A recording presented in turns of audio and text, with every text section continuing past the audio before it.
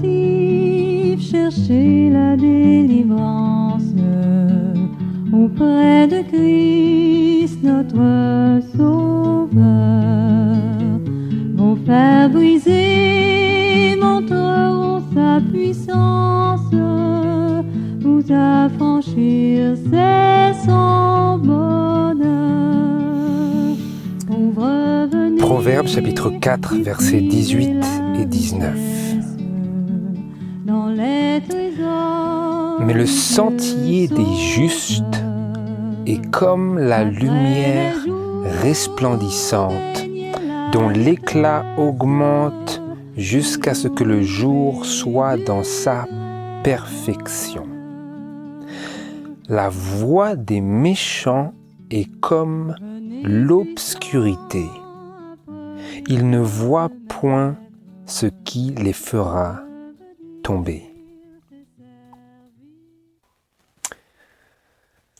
Bonjour à tous, frères et sœurs et amis. Aujourd'hui, l'étude que j'aimerais vous proposer, elle s'intitule Perspective de rédemption pour la génération Internet. Des perspectives de rédemption pour cette génération de l'Internet. C'est un sujet que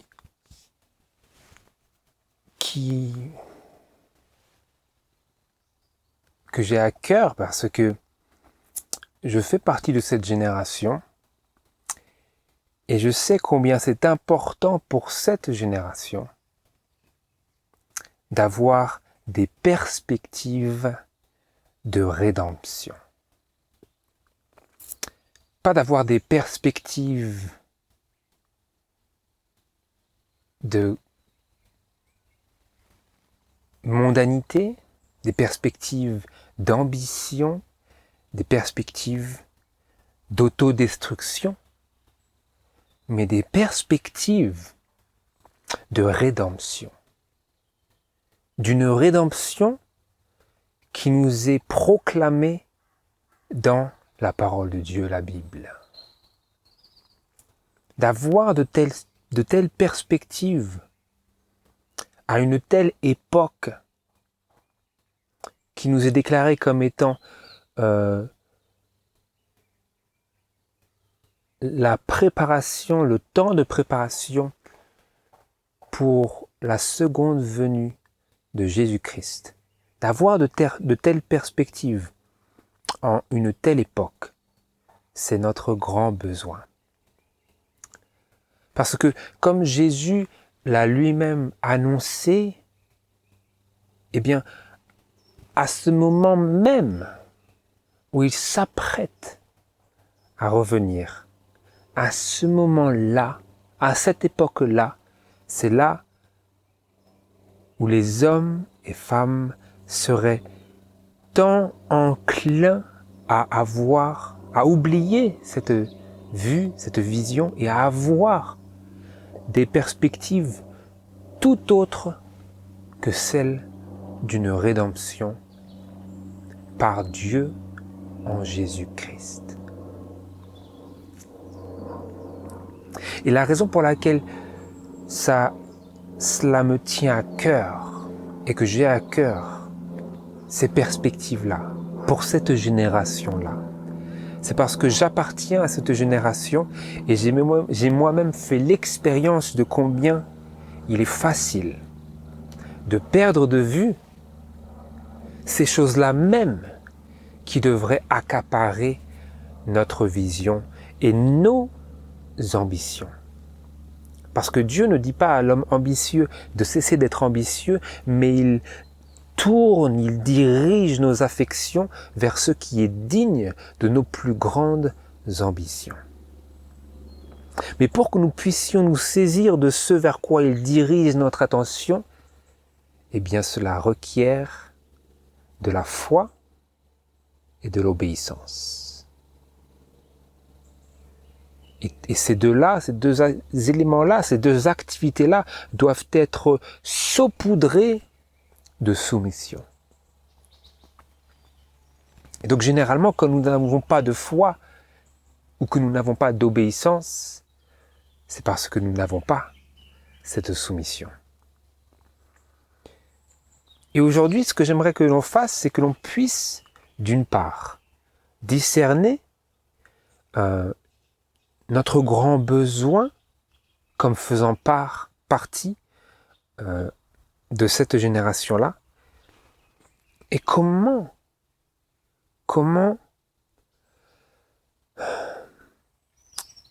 satisfaire aux attentes de Dieu par rapport à ces besoins-là qui sont les nôtres, ces besoins spirituels. J'aimerais que on puisse aborder aujourd'hui le grand dilemme de cette dernière génération dans laquelle nous vivons aujourd'hui, cette génération Internet. Quand est-ce que l'Internet a vu jour ? Au tournant du 20e au 21e siècle. Et je me souviens très très bien parce que j'étais à ce moment-là, étant né en 87, à ce moment-là, à ce tournant, j'étais à la courbe montante de mon adolescence et les technologies étaient en explosion. Et donc nous étions dans une époque de tourment technologique où les choses ne cessaient de changer, d'évoluer d'une année à une autre. Et ce qui était en vogue une année était passé de mode l'année prochaine et cela se répétait jusqu'à ce que nous en soyons arrivés à cette année-là, aujourd'hui, au jour d'aujourd'hui, en 2020, où je pense que ça sera difficile de faire beaucoup plus élaboré que ces éléments technologiques auxquels les hommes ont réussi à produire et à inventer. Mais dans ces années 1996 à 2010, là, il y avait une montée fulgurante de la technologie. Et je me souviens quand j'étais jeune, ça semblait être prometteur d'un si bel avenir. Un si bel avenir où les technologies seraient si grandioses, si productives de bien. Mais au fur et à mesure, comme nous allons le voir aujourd'hui, à travers les déclarations du Seigneur dans sa parole, au fur et à mesure, eh bien, les faits tels que nous pouvons les discerner de nos yeux, ont rendu témoignage du contraire. Et maintenant que nous nous tournons vers sa parole, nous allons voir que ces choses étaient déclarées avant même qu'elles pointent le bout du nez et qu'elles s'affichent à nos yeux ébahis. Mais plus tard, déçus. Et je dis cela parce que je me rends compte que les générations suivantes après la mienne, et il y en avait aussi celles qui étaient antérieures à moi qui ont pu avoir cette anticipation plus longtemps, eh bien les nouvelles générations sont encore plus la tête dans le sable, encore plus noyées et dans une certaine incapacité de discerner l'absurdité de ces technologies prometteuses qui en fait créent une condition morale dans le monde déplorable. Allez avec moi, allons ensemble vers les paroles de Daniel chapitre 12 verset 4. Dans Daniel chapitre 12 verset 4, nous avons ici des paroles de l'ange qui s'adresse à Daniel et qui lui dit, à la suite de ce livre qu'il a écrit et qui contient de très nombreuses prophéties dirigeant directement l'attention de l'étudiant de la Bible vers les derniers événements du temps de la fin, après avoir donné toutes ces prophéties-là qui orientent l'étudiant de la prophétie vers ce temps dans lequel nous vivons, il dit, Daniel chapitre 12, verset 4, « Et toi, Daniel, cache ces paroles, toutes ces paroles qui lui ont été dictées, toutes ces paroles qu'il a écrites sous l'inspiration de l'esprit de prophétie. Et toi, Daniel, cache ces paroles et scelle ce livre jusqu'au temps de la fin. Plusieurs le parcourront et la connaissance augmentera. » La connaissance prophétique. La connaissance prophétique a augmenté. C'est l'aspect le plus important de l'accomplissement de ces paroles-là, l'aspect de la connaissance des vérités prophétiques et bibliques. Cette connaissance-là a augmenté à partir du début du temps de la fin. Nous savons qu'en 1755, il y a eu ce grand tremblement de terre à Lisbonne qui faisait partie de ces signes précurseurs de ce temps de la fin et du retour de Jésus. Et ensuite, si mes souvenirs sont bons, nous avons eu en 1780 le jour noir qui a été surtout perçu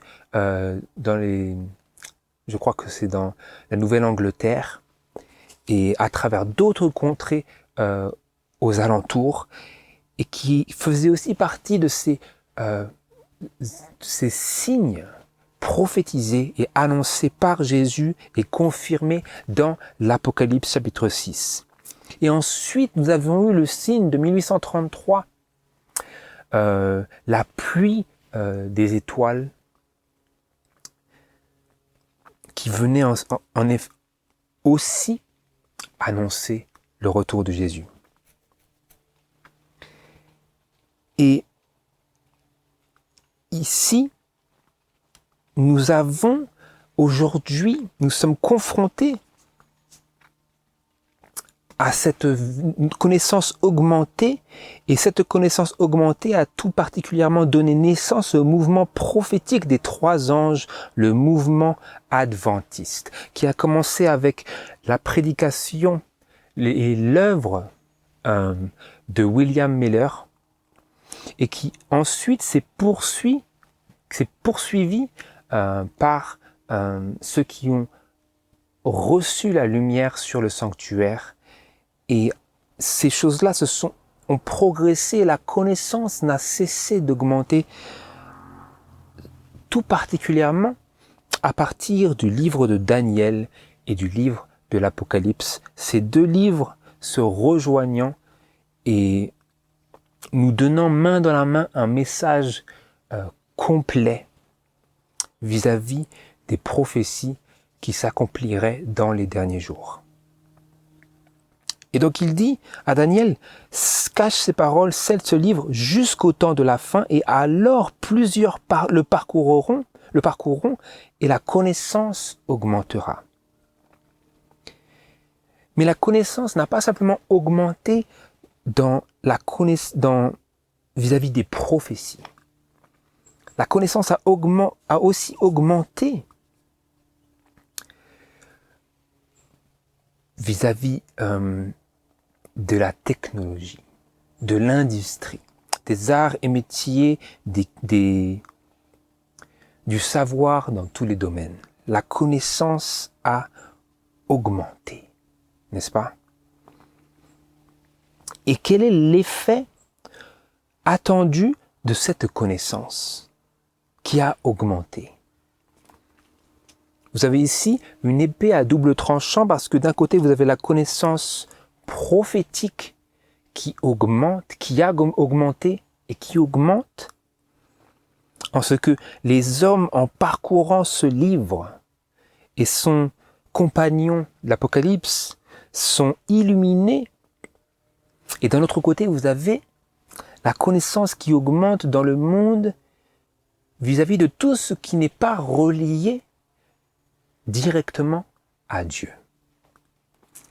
Et nous nous tournons vers toujours Daniel chapitre 12, versets 9 et 10.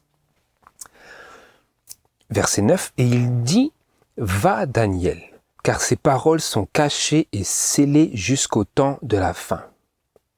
Plusieurs seront purifiés, blanchis et éprouvés, mais les méchants agiront avec méchanceté et aucun des méchants ne comprendra, mais les intelligents comprendront. »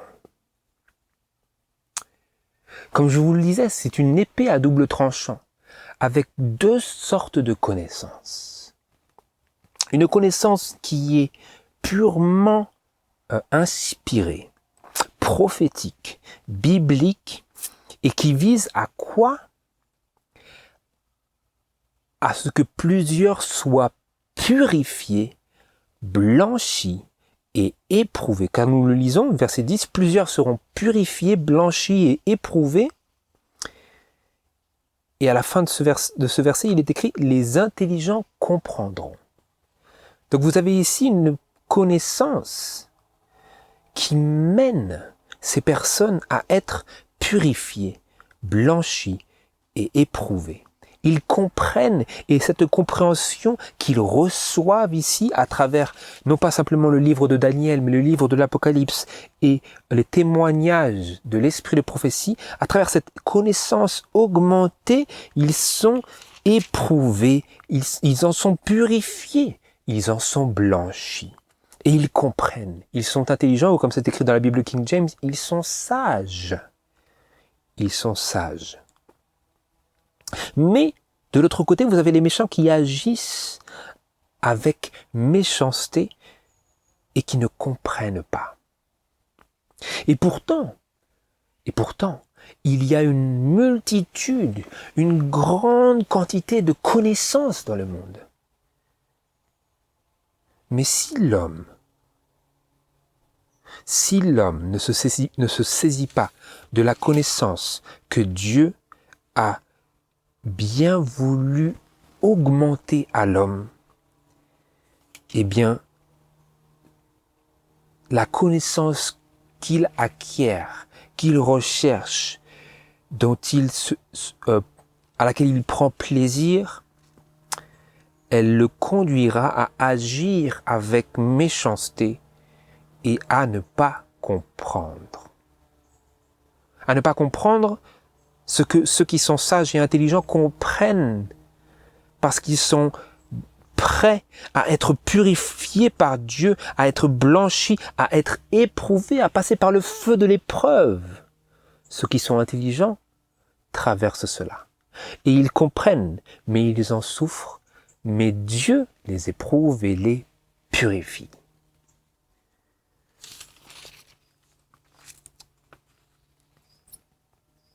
Et à quel autre développement spirituel et moral pouvons-nous nous attendre dans le monde pendant cette période du temps de la fin?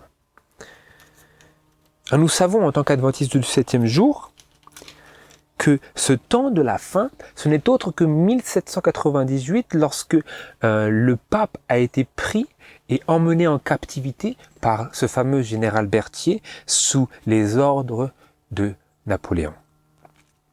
C'est ce que vous voyez ici, si je ne me trompe pas, au verset 11. « Et depuis le temps où cessera le continuel et où l'on mettra l'abomination de la désolation, il y aura 1290 jours. » Qui n'est autre que ce temps de suprématie papale qui a trouvé fin en 1798.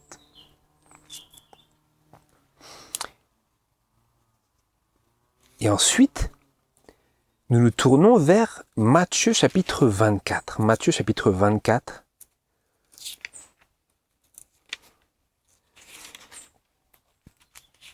Versets 11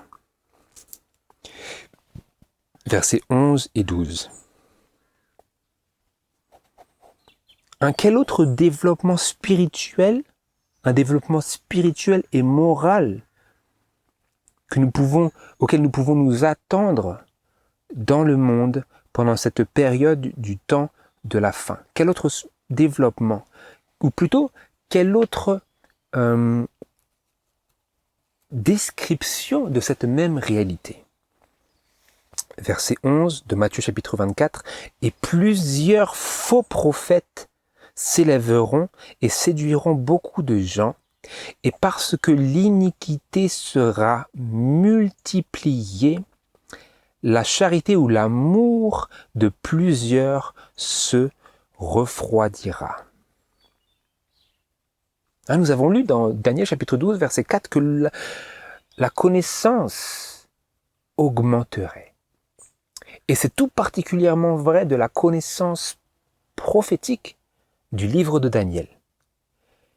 Mais cela s'applique aussi, comme nous le voyons, ne serait-ce que dans l'histoire, à la connaissance dans les technologies, comme je l'ai dit juste avant, l'industrie, les arts et métiers, et le savoir dans plus ou moins tous les domaines.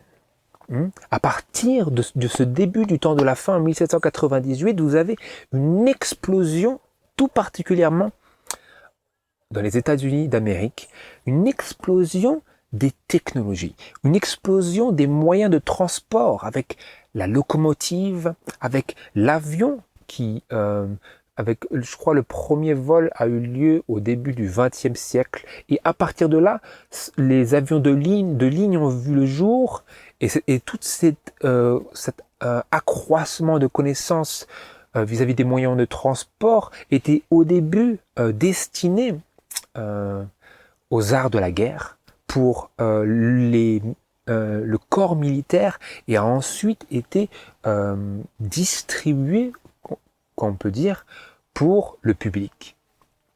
Avec maintenant, passé le début du 21e siècle, des Airbus à 2 étages, etc. J'en passe les détails. Et donc, la connaissance a augmenté, c'est indiscutable. Elle a augmenté d'une manière décuplée, d'une manière où au début c'est multiplié, ensuite c'est multiplié par 2, par 4, et les multiples se multiplient. Jusqu'à ce qu'on en arrive à le jour où nous vivons aujourd'hui. Mais que se passe-t-il ici dans les paroles de Jésus telles qu'il nous décrit la situation? Il nous dit que l'iniquité sera multipliée.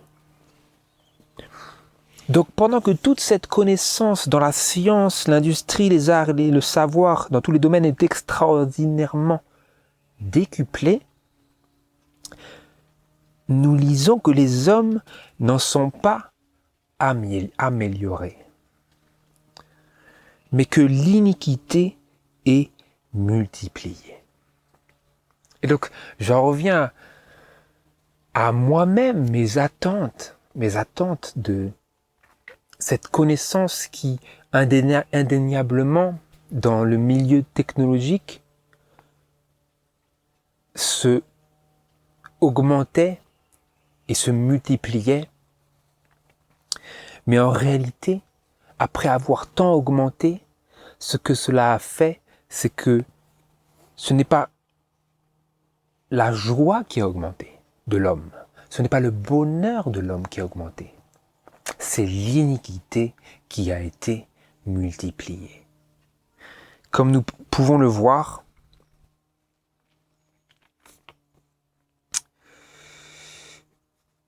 nous allons le voir après dans Ecclésiaste. Mais avant, nous voulons nous attarder sur le verset 13. Le verset 13.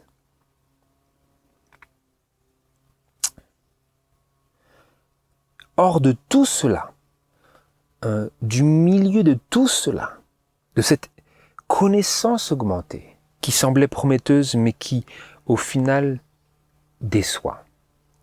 Au milieu de cette iniquité qui est multipliée, et qui fait que l'amour de plusieurs, peut-être même notre amour, en tant que chrétien, notre amour pour Dieu se refroidit.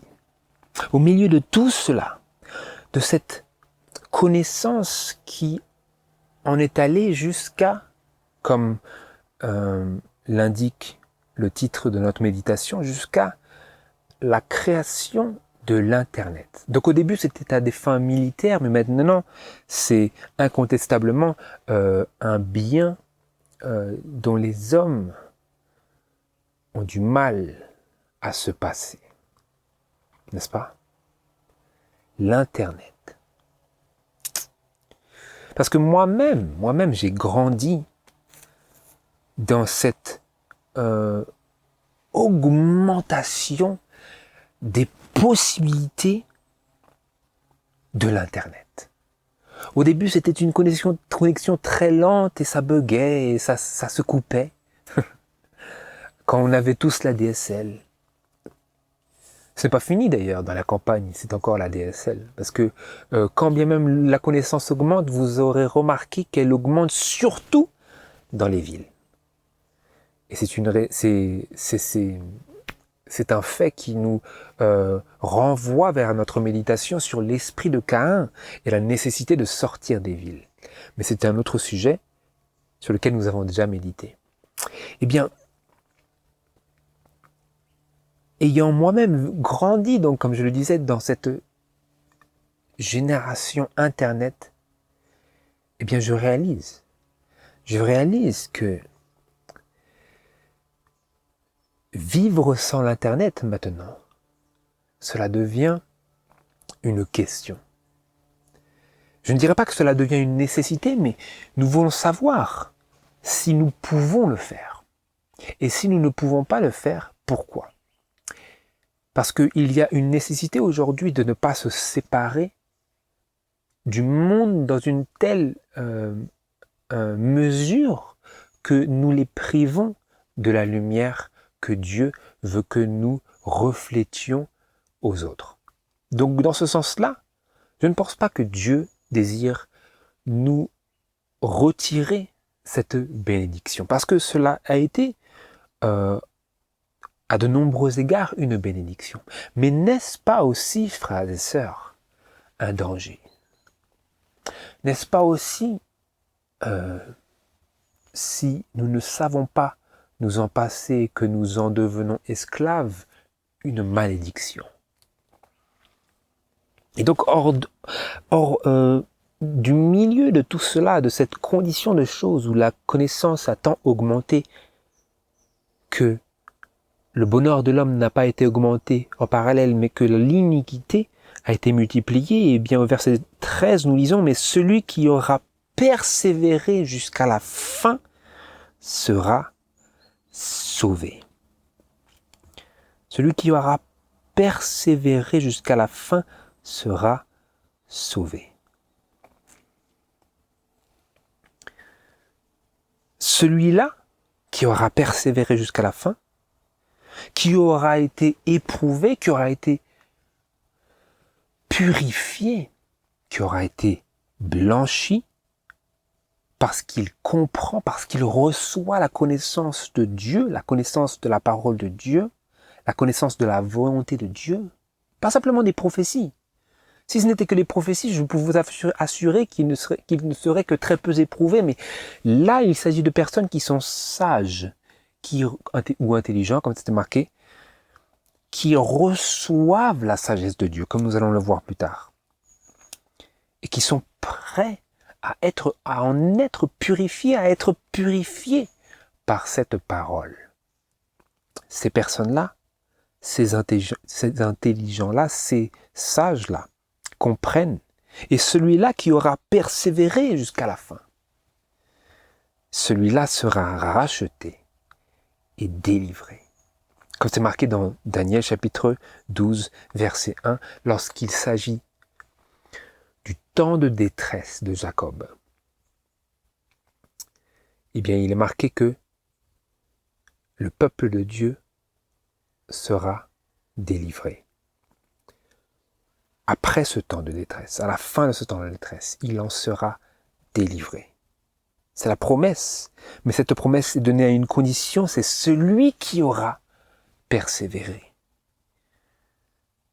Celui qui est sage, qui comprend, qui est prêt, qui veut bien comprendre. Parce que vous allez, en parenthèse, avant de poursuivre, vous allez dans, nous revenons dans Proverbes chapitre 4, je crois. Proverbes chapitre 4 et verset 19. La voix des méchants est comme l'obscurité. Ils ne voient point ce qui les fera tomber. Donc, quel est le problème ici du méchant? Le méchant ne voit point ce qui le fera tomber. Pourquoi? Parce que sa voix est obscurité. Pourquoi? Parce qu'il ne comprend pas. Pourquoi? Parce qu'il ne veut pas comprendre. Ainsi, ne voulant pas comprendre, comme Jésus le disait aux pharisiens, puisqu'ils voient, mais qu'ils disent que ce qu'ils voient n'est pas mal, eh bien ils en deviennent aveugles. Et c'est notre danger, frères et sœurs. Mais le sentier des justes est comme la lumière resplendissante, dont l'éclat diminue, dont l'éclat augmente, jusqu'à ce que le jour soit dans sa perfection. Plus le jour grandit, plus le Seigneur donnera de lumière, et il nous incombe de répondre à la lumière en comprenant, et pas en fermant l'oreille, pas en décidant de rester dans l'ignorance. Dieu veut que nous soyons intelligents, que nous comprenions, même si cela nous fait souffrir. Pas que nous tournions le regard, que nous fermions nos oreilles. Nous comprenons ici.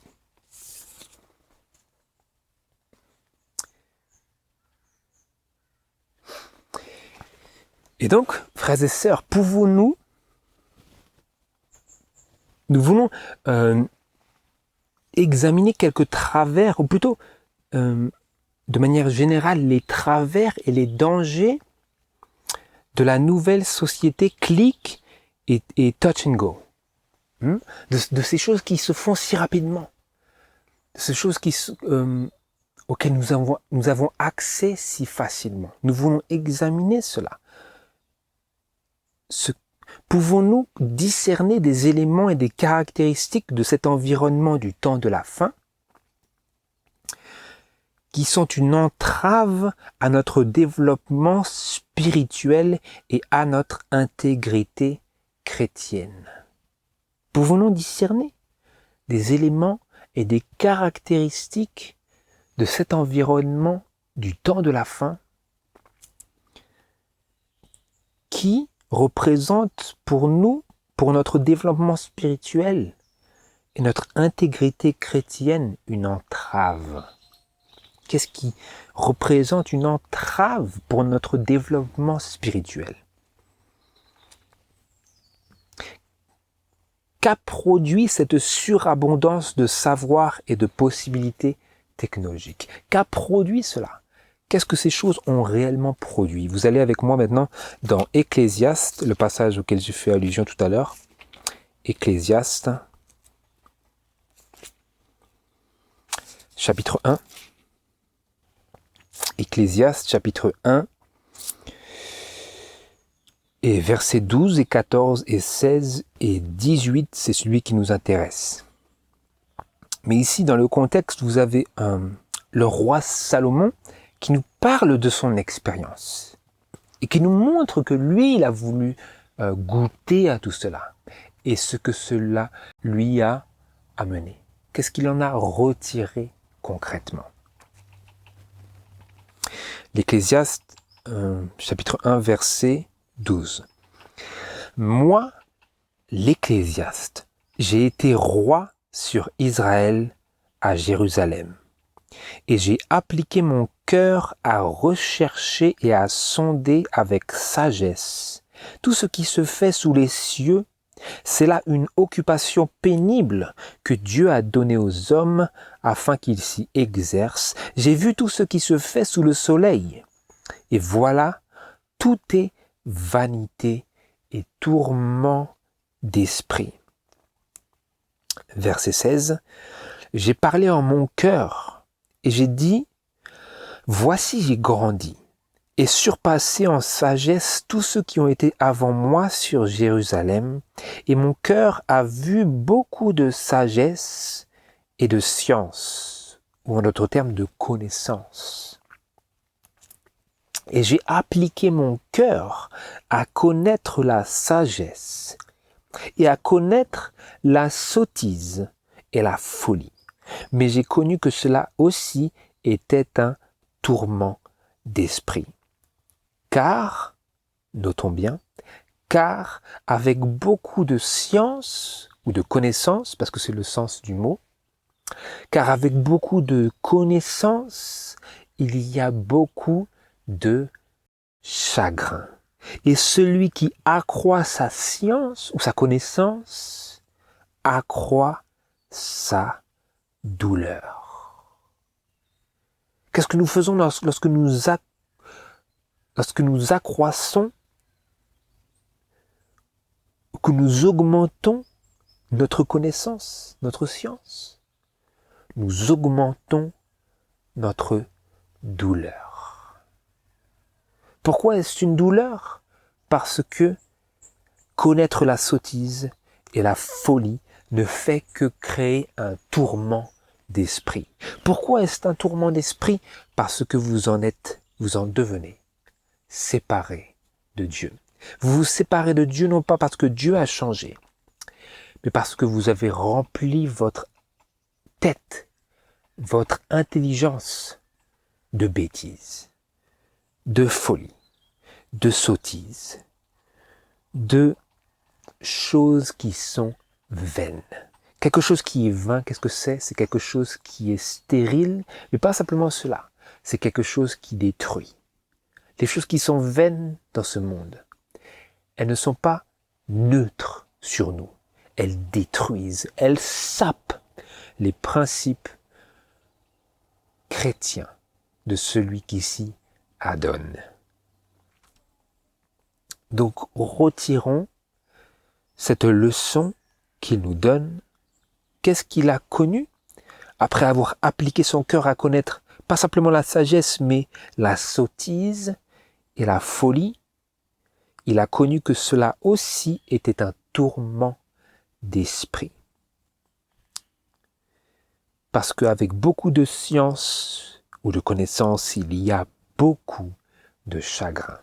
Et donc nous voyons aujourd'hui que la connaissance dans le monde a augmenté. Que les hommes ont augmenté leur chagrin et leur douleur. Pourquoi? Parce que cette connaissance n'est pas acquise, n'est pas utilisée pour servir Dieu. Cette connaissance n'est pas acquise, je répète, n'est pas acquise, n'est pas utilisée pour servir Dieu. Et pour cette raison même, cette recrudescence de connaissance ne fait qu'accroître le chagrin et la douleur de l'homme.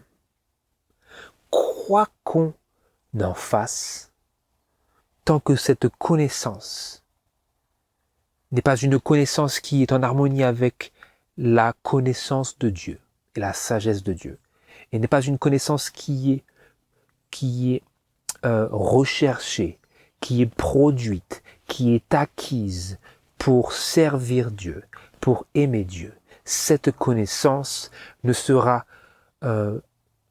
productive que de douleur. Voilà ce que cette connaissance produira. Elle produira peut-être l'excitation au départ, un peu comme le Coca-Cola. Elle produira peut-être une sorte de satisfaction au départ, comme le Coca-Cola ou le sucre blanc. Mais à la fin, le vrai fruit de cette connaissance, c'est la douleur, c'est le chagrin, c'est la séparation d'avec Dieu.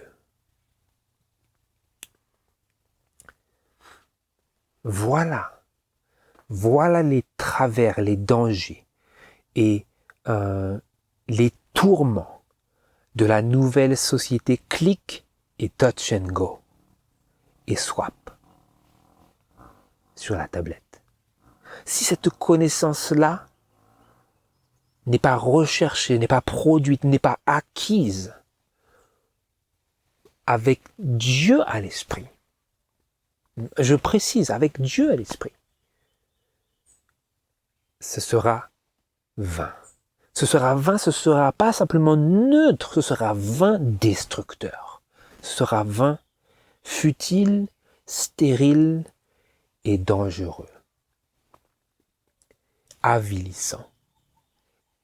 Voilà les mots qui décrivent la réalité qui a lieu et dont nous faisons tristement l'expérience lorsque nous pensons que nous avons besoin de retraverser l'expérience que Salomon a traversée dans sa séparation d'avec le Seigneur.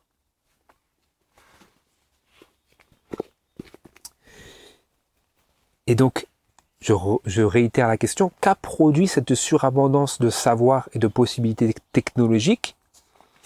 L'autre réponse, nous la trouvons dans Proverbes chapitre 4, verset 19, que nous venons de lire juste avant. J'ai pris un peu de l'avance sur notre méditation.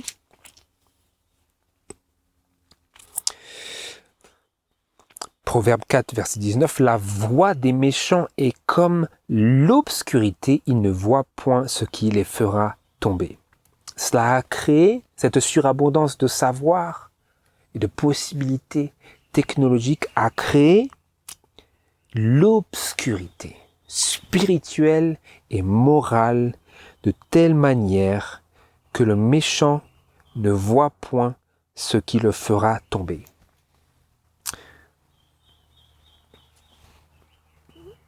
Et maintenant, nous nous tournons vers 1 Corinthiens chapitre 3. 1 Corinthiens chapitre 3, verset 18. Que personne ne s'abuse soi-même. Si quelqu'un d'entre vous pense être sage en ce monde, qu'il devienne fou pour devenir sage. Car la sagesse de ce monde est une folie devant Dieu. Aussi est-il écrit, il surprend les sages dans leur ruse. Et encore, le Seigneur connaît que les pensées des sages sont vaines. Que connaît le Seigneur? Il connaît, écoutons-le. Le Seigneur connaît que les pensées des sages sont vaines.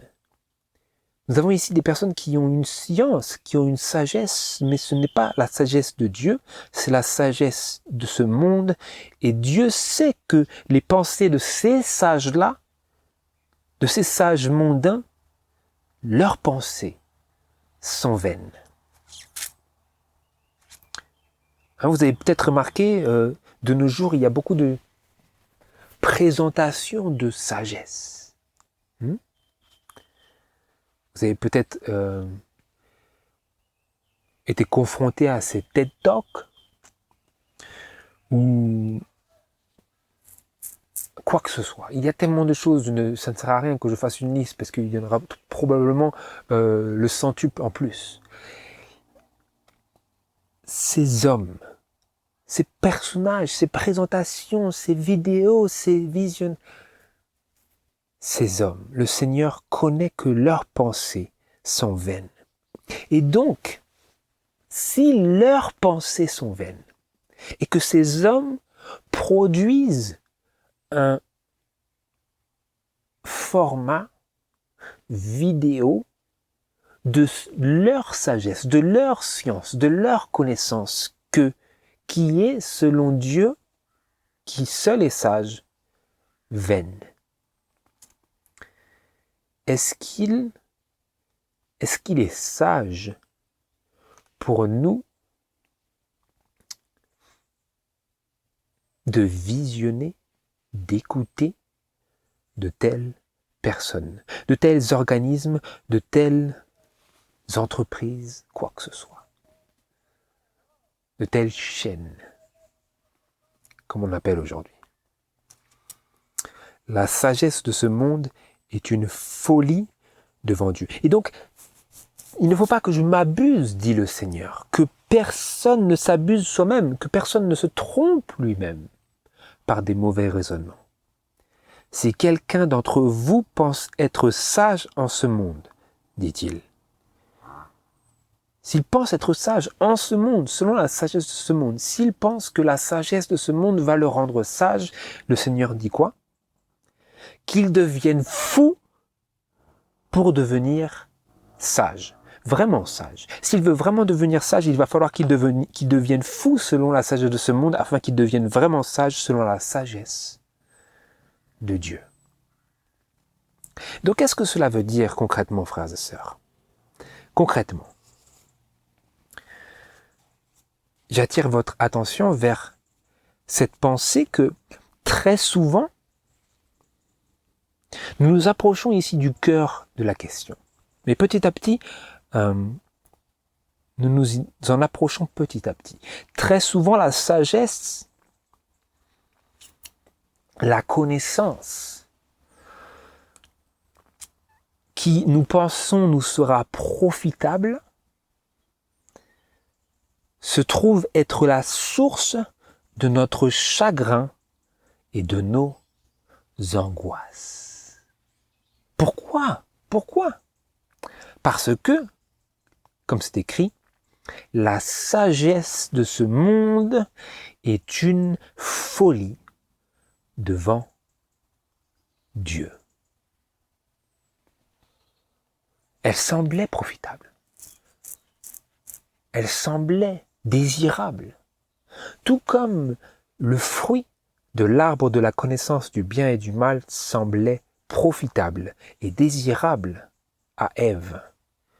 Mais qu'en a-t-elle récolté en résultat de son acte qui lui semblait si banal ou qui lui semblait si prometteur? Elle en a récolté, elle en a moissonné la chute. La chute, elle en a moissonné quoi? Le péché. Elle en a moissonné la séparation d'avec Dieu.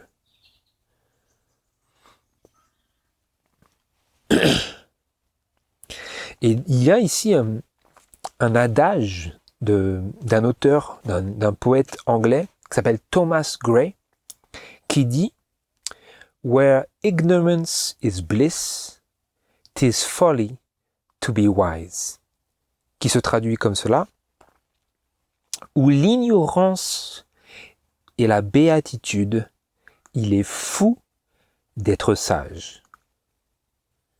Donc vous pouvez le comprendre dans le contexte de notre étude biblique, que là où Dieu prend plaisir à ce que nous soyons fous ou ignorants vis-à-vis des choses de ce monde, eh bien c'est une folie pour nous que de vouloir en devenir sages. Nous voulons devenir sages des choses qui, aux yeux de Dieu, sont une folie.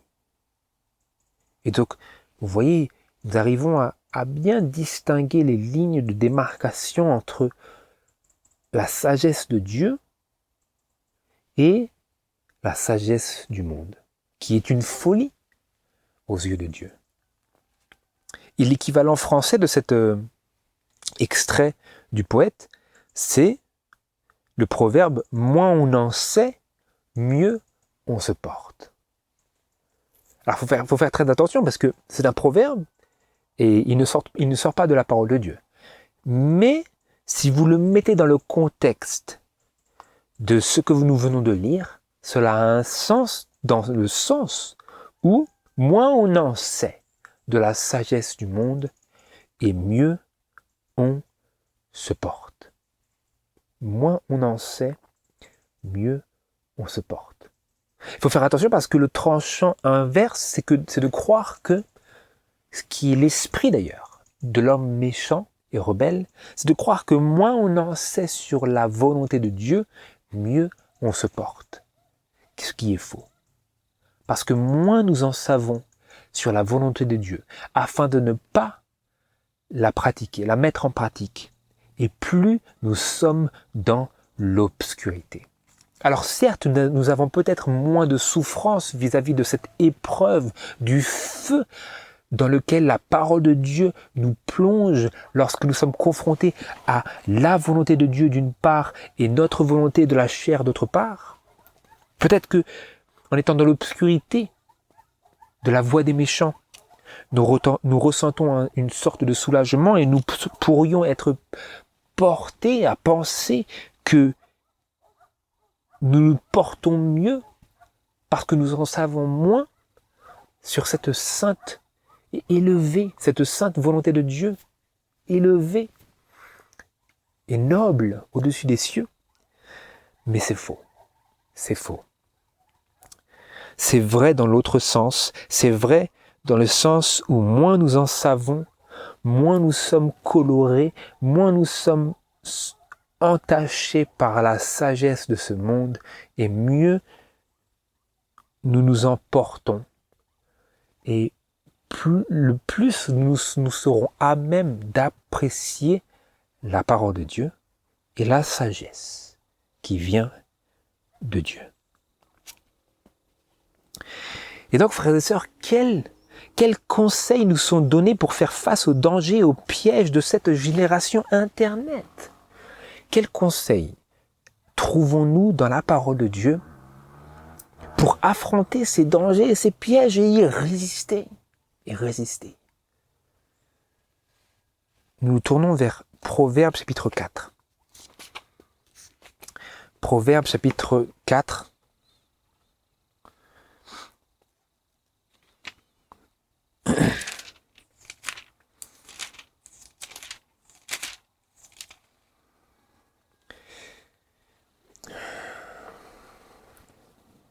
Et verset 20. Directement en lien avec cette description de la voie des méchants qui est comme l'obscurité, de ces hommes qui ne voient point ce qui les fera tomber.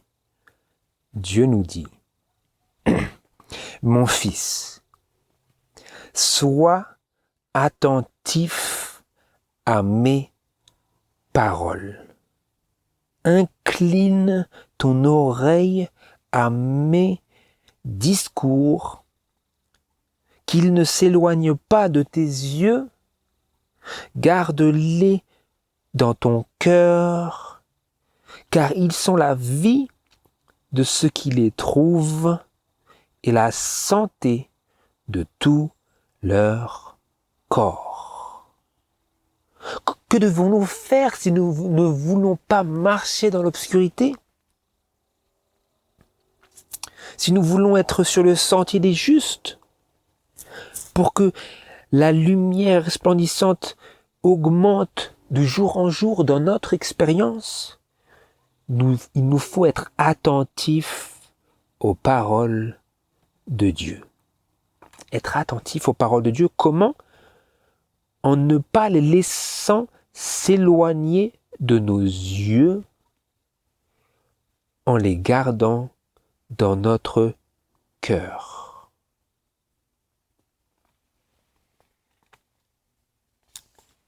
Et directement en lien avec cela, verset 23, nous voulons garder les paroles de Dieu dans notre cœur et il nous faut le faire si nous voulons résister, faire face aux dangers et aux pièges au travers de cette génération Internet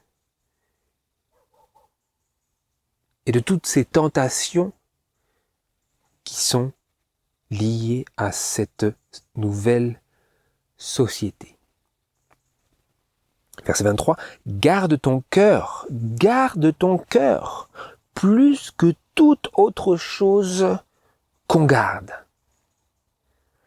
Car c'est de lui que procèdent les sources de la vie. Garde ton cœur. Verset 24, éloigne de toi la perversité de la bouche et la fausseté des lèvres. Que tes yeux regardent droit et que tes paupières se dirigent devant toi. Balance le chemin de tes pieds afin que toutes tes voies soient affermies. Ne te détourne ni à droite ni à gauche. Retire ton pied du mal. Voilà les conseils de Dieu pour notre rétablissement et notre affermissement. Que nous dit-il ? Éloigne de toi la perversité de la bouche et la fausseté des lèvres, que tes yeux regardent droit, que tes paupières se dirigent devant toi, qu'elles ne regardent pas la perversité de la bouche, la fausseté des lèvres, les attirances de gauche, les attraits de droite. Et ces choses, frères et sœurs, il convient pour nous d'appliquer ces choses lorsque nous marchons dans la rue. Absolument. Lorsque nous conduisons, que nous traversons des régions un peu plus peuplées et qu'il y a plus d'activités humaines, il convient pour nous à ces moments-là de pratiquer ces choses du verset 25 à 27, du verset 23, du verset 20, d'être attentif à la parole de Dieu, de garder ces paroles dans notre cœur. Il convient à ce moment-là de chercher à appliquer la parole de Dieu dans ces circonstances. Mais ce sont aussi des conseils qu'il nous faut appliquer dans notre relation à l'Internet. Parce que j'ai remarqué, frères et sœurs, que la tentation est très grande d'établir une sorte de démarcation entre l'application de la parole de Dieu à la vie physique de tous les jours à laquelle nous sommes habitués et la vie virtuelle. La vie virtuelle, c'est un peu comme une zone grise dans notre intelligence. Parce que c'est virtuel et donc nous avons l'impression, une mauvaise impression, qui est inspirée par le diable, que cette vie virtuelle, eh bien, elle est difficilement harmonisée avec la parole de Dieu. Je m'explique. Que cette vie virtuelle, nous avons l'impression qu'il serait compliqué ou plutôt, nous sommes tentés à ne pas appliquer les préceptes et les conseils clairs et tranchants de la parole de Dieu sur notre vie virtuelle, parce que notre vie virtuelle représente aujourd'hui, pour la génération Internet, une si grande partie de notre existence. Et donc, notre grand besoin, c'est de laisser le Seigneur appliquer ces paroles à notre expérience virtuelle. Lorsque je parle de la vie virtuelle, c'est simple, c'est lorsque tout ce qui a trait à la vie que nous menons à travers le clavier et la souris et l'écran tactile. C'est une vie virtuelle parce que nous ne touchons rien d'autre que des que des outils intermédiaires. Nous ne touchons pas le panier, nous ne touchons pas la vidéo, nous la cliquons. Vous comprenez ce que je veux dire? Et c'est sur ces aspects-là qu'il nous faut accepter, consentir à appliquer la parole de Dieu pour que la parole de Dieu trouve toute son ampleur dans notre vie et qu'il n'y ait pas des petits carrés séparés que nous isolons de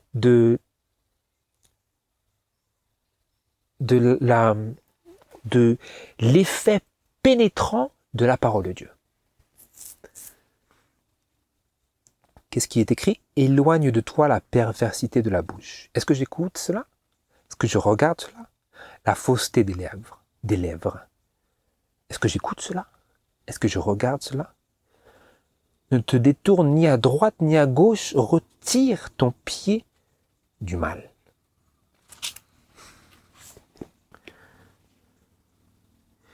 Et verset 23, nous y revenons. Garde ton cœur.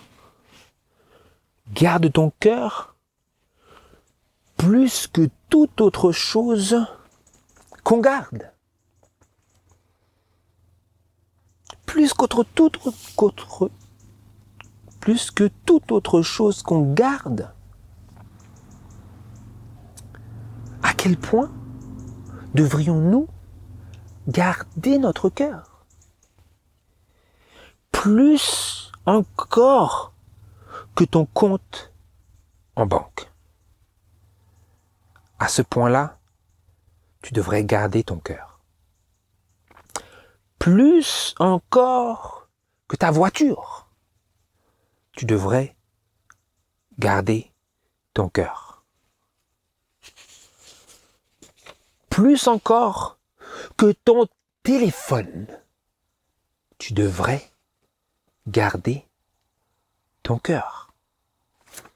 Plus encore que ta connexion Internet, tu devrais garder ton cœur plus encore que toutes ces choses-là. Plus que toute autre chose qu'on garde. Plus encore que tout cela. Garde ton cœur. Comment? Vous allez avec moi dans le psaume 119. Le psaume 119, verset 9, verset 9 à 11. Comment garder mon cœur? Comment le jeune homme rendra-t-il pure sa voix? Ou la jeune femme? Ou l'homme marié? Ou la femme mariée? Comment rendra-t-il pure sa voix? Ou l'homme qui est dans sa quarantaine, qui est célibataire, peu importe. Comment rendra-t-il pure sa voix? Comment? Dans cette génération du temps de la fin, plus encore cette génération Internet, pour avoir une perspective de la rédemption. Parce que si nous ne gardons pas pure notre voix, que nous ne gardons pas notre cœur, plus que toute autre chose que l'on garde, nous perdons de vue notre perspective d'une rédemption, de notre rédemption, de notre salut complet, final. Comment le jeune homme rendra-t-il pure sa voix? C'est en y prenant garde selon ta parole.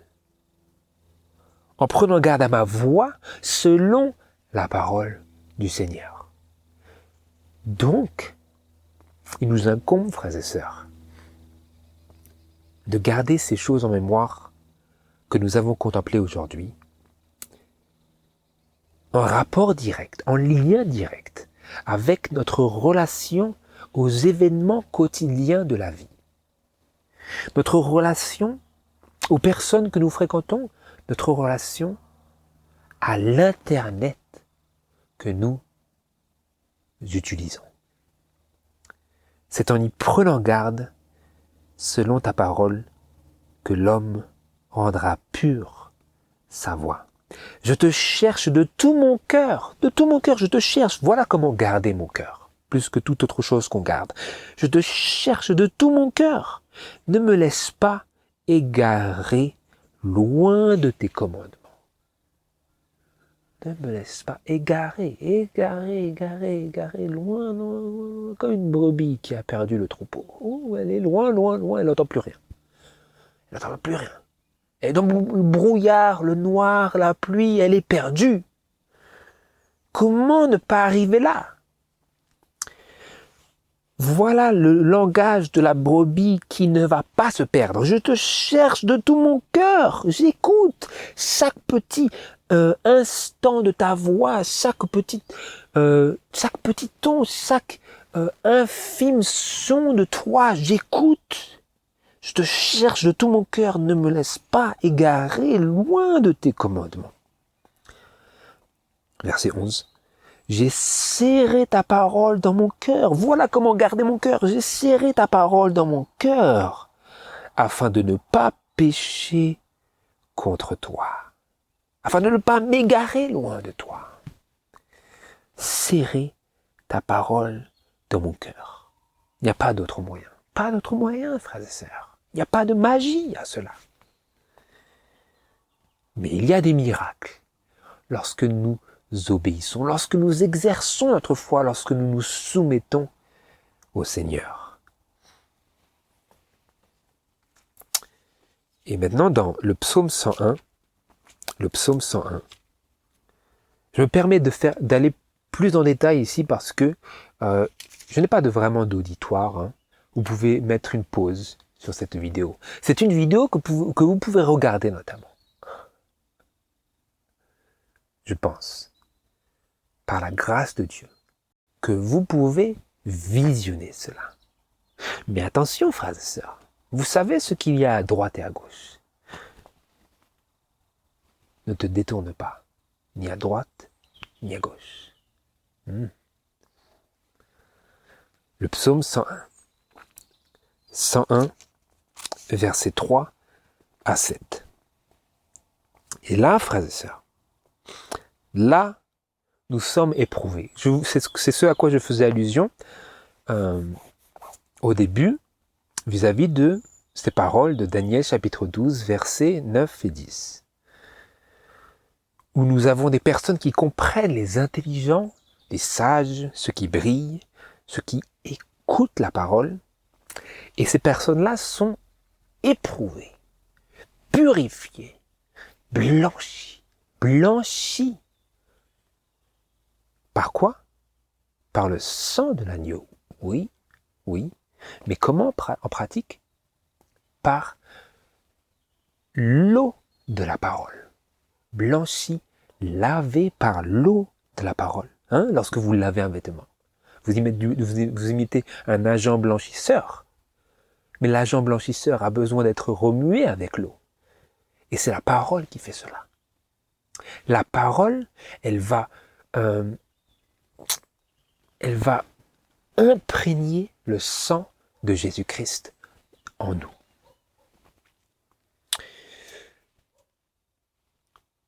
Le psaume 101, verset 3. Je ne mettrai rien de mauvais devant mes yeux. J'ai en haine la conduite des transgresseurs. Elle ne s'attachera point à moi. Le cœur pervers s'éloignera de moi. Je ne connaîtrai pas le méchant. Je retrancherai celui qui médit en secret de son prochain. Je ne supporterai point celui qui a le regard hautain et le cœur enflé. J'aurai les yeux sur les fidèles du pays, afin qu'ils demeurent avec moi. Celui qui marche dans l'intégrité me servira. Celui qui use de tromperie n'habitera point dans ma maison. Celui qui profère le mensonge ne subsistera pas devant mes yeux, il ne sera pas sur mon écran. Vous voyez? Appliquons cela à la lettre dans notre vie virtuelle également. Vous n'allez pas inviter un buveur endurci chez vous. Vous n'allez pas inviter un menteur endurci chez vous. Et donc nous ne devrions pas faire la même chose, faire cela dans notre vie virtuelle. Inviter ces personnes chez nous à travers les enceintes et l'écran, le moniteur. Qui est-ce que j'inviterai chez moi? J'aurai les yeux sur les fidèles du pays, ceux qui sont fidèles à Dieu, afin qu'ils demeurent avec moi. Ils pourront demeurer avec moi chez moi à travers mon moniteur et mes enceintes. Ceux-là, ils peuvent venir chez moi. Ceux-là, je les invite. Les autres, ils ne doivent pas entrer chez moi. Vous comprenez? Cette application ferme et rigide dans la vie virtuelle. Là, c'est ici que je dois préciser une chose, frères et sœurs.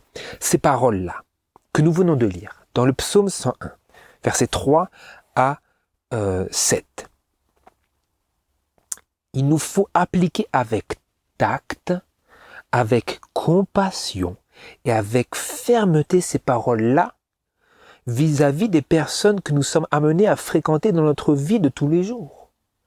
Dans notre vie de tous les jours, il nous faut appliquer ces choses avec compassion, avec tact, tout en étant ferme, tel que le faisait Jésus, notre exemple. Mais là, vous allez voir, je fais une distinction. C'est très important que vous notiez cela, que nous notions cela.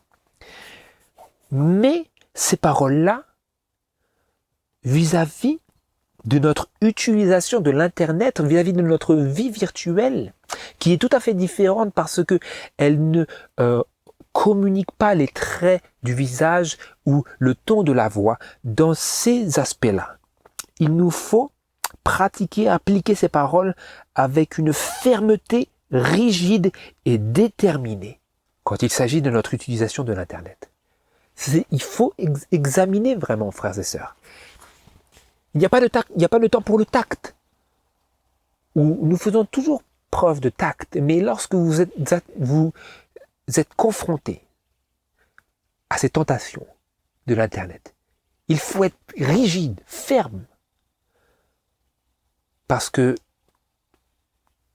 un clic, ça se fait si vite, vous comprenez? D'où la nécessité, parce qu'il n'y aura personne que vous pouvez vexer ou offenser par votre échappée et votre détermination à ne pas regarder ce qui est mauvais. Comme il l'a dit, verset 3, « Je ne mettrai rien de mauvais devant mes yeux. » Je ne le ferai pas sciemment, je ne le ferai pas volontairement, de manière délibérée. Je ne mettrai rien de mauvais devant mes yeux. J'ai en haine la conduite des transgresseurs, elle ne s'attachera point à moi. Je ne permettrai pas à moi-même de m'enticher de ces choses. Je ne permettrai pas à ces choses de s'attacher à moi. Que je sois moi-même attaché à elles. Que j'en devienne esclave. Je ne mettrai rien de mauvais devant mes yeux. Garde ton cœur plus que toute autre chose qu'on garde. Voilà comment nous pouvons le faire. En ne mettant rien de mauvais devant nos yeux. Je garde mon cœur, comment? Mon esprit, mon intelligence, mon lobe frontal. Là où les décisions sont prises vis-à-vis de notre existence spirituelle. Je garderai l'avenue de mes sens. Je garderai mon ouïe, ma vue, mon odorat et mon toucher et tout ce qui a à voir avec le goût. mes papilles. Je ne devais pas aller manger du piment fort, hein, parce que c'est contraire à nos principes. Mais de la même manière, je vais garder aussi ces fenêtres de l'âme. Parce que c'est comme cela que je garderai mon cœur. Comment est-ce que je ferai cela? Je retrancherai celui qui médit en secret de son prochain. Je ne supporterai point celui qui a le regard hautain et le cœur enflé. Comment est-ce que vous faisiez en pratique avec des personnes qui sont hautaines comme cela?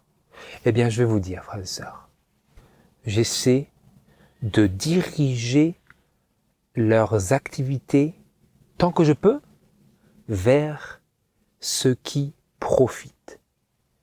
Et si je ne peux pas, eh bien, je m'écarte. Je m'écarte. Mon expérience m'a montré que si des personnes sont endurcies, de toute manière, elles ne veulent pas votre présence. Donc, vous ne supportez pas ces personnes en vous écartant. Mais lorsqu'il s'agit de votre utilisation de l'Internet, qu'allez-vous faire? Vous allez les retrancher, vous coupez cela, clic. Comprenez? Je retrancherai, je le retranche, je quitte cela. Je ne regarde pas cela. Je ne voulais pas voir cela. Je ne supporterai pas celui qui a le regard hautain. Au revoir. Je coupe cela. Je n'écoute pas cela. Je ne mettrai rien de mauvais devant mes yeux. Il s'agit ici d'un vœu et d'une détermination. Et il nous faut, frères et sœurs, faire ces vœux-là et mettre en activité notre détermination pour mettre en pratique ces vœux envers le Très-Haut. C'est indispensable. Nous examinons ici les perspectives pratiques de notre rédemption concrète et réelle des péchés qui caractérisent notre génération présente. Ce sont les péchés qui caractérisent notre génération présente et qui ont créé tout un déluge de crimes et de vices dans cette société. D'avoir une si grande accumulation et augmentation de connaissances, mais qui n'est pas une connaissance qui est selon Dieu, mais qui est une connaissance qui est une folie devant Dieu. Et donc cette connaissance qui est une folie devant Dieu, nous devons la retrancher, ne pas permettre à ces choses de rentrer dans notre maison, de rentrer dans notre esprit, dans notre cœur. Nous devons garder nos cœurs, garder la venue et les fenêtres de notre âme, de la vue, de l'ouïe et de l'odorat. Quoique, on sent rarement ce qui sort de l'Internet. Donc ça, il n'y a pas trop de danger. Mais la vue et l'ouïe, ce sont des fenêtres primordiales à travers lesquelles le diable tente sans cesse aujourd'hui dans cette génération de pénétrer pour démoraliser et avilir l'homme qui a été créé à l'image de Dieu. Donc nous avons un haut appel aujourd'hui, frères et sœurs, vis-à-vis de cette perspective de rédemption. Quelle est cette perspective de rédemption? C'est une perspective concrète d'être racheté, d'être délivré. Parce qu'il s'agit ici d'une activité de kidnapping. Si quelqu'un vous rachète de quelque chose d'autre, il va donner un prix, une rançon pour vous délivrer des mains de ce kidnappeur, n'est-ce pas? Il ne va pas payer votre rançon pour vous laisser entre les mains de ce bandit. Donc lorsque nous sommes rachetés, nous sommes délivrés, nous ne sommes pas juste payés, Dieu nous prend. Et donc il nous faut accepter d'être rachetés ainsi, d'être délivrés ainsi. De quoi?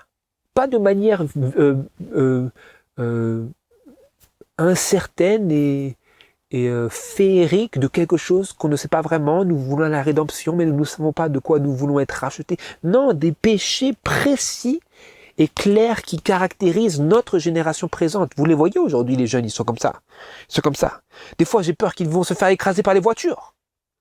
Mais non, ils regardent, ils ont la vue périphérique qui regarde les voitures, tout en continuant à visionner les choses qui détruisent leur moralité. Sans parler de leur vie spirituelle qui est tout à fait inexistante lorsque telle est la pratique de l'homme ou du jeune homme ou de la jeune fille dans leur vie de tous les jours. Donc nous voyons ces choses-là, qui sont vraiment le caractère extrême de cette génération Internet, qui a l'Internet à portée de main, et qui s'en détruit à travers cet accès illimité à tous les abus et les excès de cette connaissance inique qui a été multipliée. Donc nous voyons cela, nous voyons ces choses absurdes, mais il nous faut faire attention de ne pas répéter l'erreur, quand bien même dans une proportion relativement inférieure. Si c'est la même erreur, cela nous mène à la même fin, au même résultat, ce qui est la perdition. Parce que si nous ne gardons pas notre cœur sera un autre que Dieu. Et donc nous voulons incliner nos oreilles à la parole de Dieu, pour mettre en pratique sa parole, pour garder sa parole dans notre cœur, de peur que nous nous éloignions des commandements de Dieu. C'est si facile aujourd'hui. Je ne parlerai pas, je ne dirai pas le nom, mais vous avez si vite fait de vous perdre dans les méandres d'une série illimitée de possibilités technologiques, de visionnage. Mais nous voulons pratiquer, pas simplement entendre, mais serrer dans notre cœur d'une telle manière que nous pratiquons la parole. Que dit-il ? Verset 2, je prendrai garde à la voie de l'intégrité. Quand viendras-tu à moi, dit-il à Dieu ? Je marcherai dans l'intégrité de mon cœur au milieu de ma maison. C'est presque une déclaration prophétique. Où est la difficulté ? Il a su quelle était la difficulté.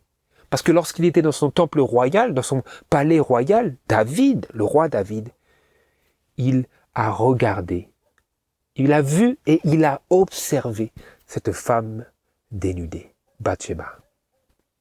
Et maintenant il dit, c'est fini cela. Seigneur, je lui ai donné mon cœur. Je ne mettrai rien de mauvais devant mes yeux. Je prendrai garde à la voie de l'intégrité. Je prendrai garde à ma voie. Selon quoi ? Selon ta parole. Vous voyez ici comment il lit toutes ces choses. Comment Dieu lit toutes ces choses à travers l'esprit d'inspiration. Quand viendras-tu à moi ? Est-ce que nous nous posons des fois cette question ? Dieu, où es-tu ? Il le dit ici, le psalmiste sous l'inspiration. Quand viendras-tu à moi ? Je marcherai dans l'intégrité de mon cœur au milieu de ma maison et j'aurai ainsi l'assurance que Dieu est avec moi, que je ne suis pas séparé de Dieu parce que je fais la volonté de Dieu, je mets en pratique la parole de Dieu. Je garde serré contre mon cœur sa parole.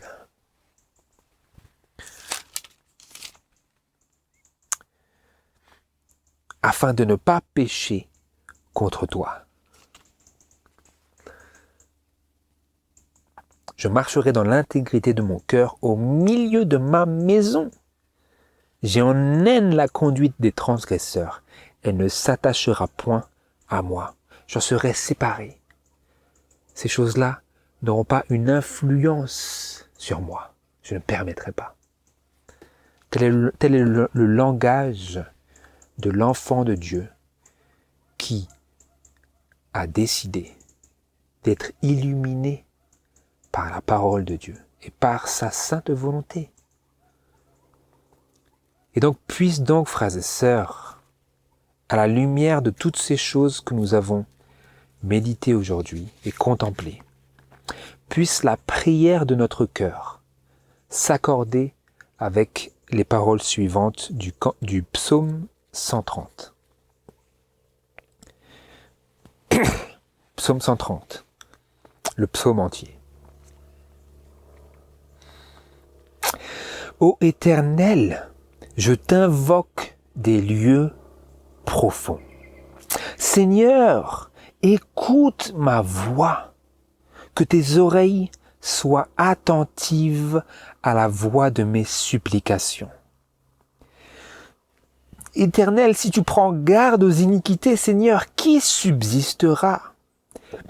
Mais le pardon se trouve auprès de toi, afin qu'on te craigne.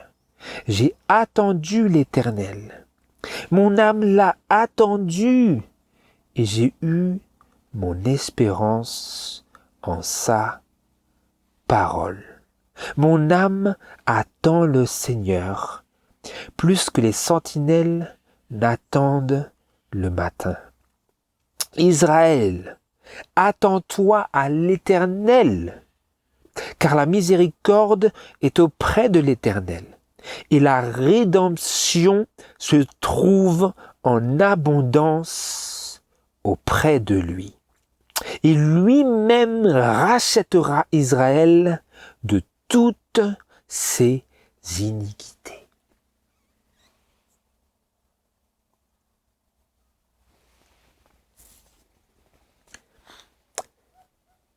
Donc lorsque nous faisons véritablement une cure de tous les excès de l'Internet et des nouvelles technologies avec leurs dangers, nous ferons l'expérience des versets 5 à 8. De s'attendre à l'Éternel plutôt que de remplir tout notre temps d'activités vaines et futiles. Lorsque nous nous attendons au Seigneur, lorsque nous mettons vraiment notre foi en lui, alors nous saurons que nous avons sa miséricorde et que nous avons la rédemption en abondance auprès de lui.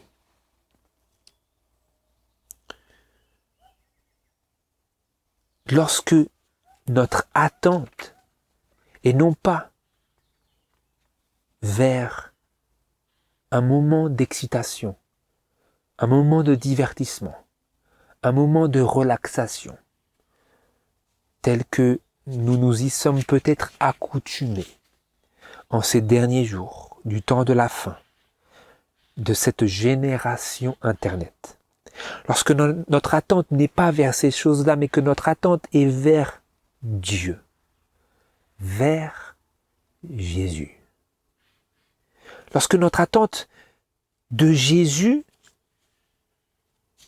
est telle que nous l'attendons plus que les sentinelles n'attendent le matin, avec une telle patience, une telle disposition à attendre Dieu pendant de longues heures. Alors, nous ferons cette expérience qui est ici exprimée. J'ai attendu l'Éternel. Mon âme l'a attendu et j'ai eu mon espérance en sa parole. Israël, attends-toi à l'Éternel, car la miséricorde est auprès de l'Éternel et la rédemption se trouve en abondance auprès de lui. Amen.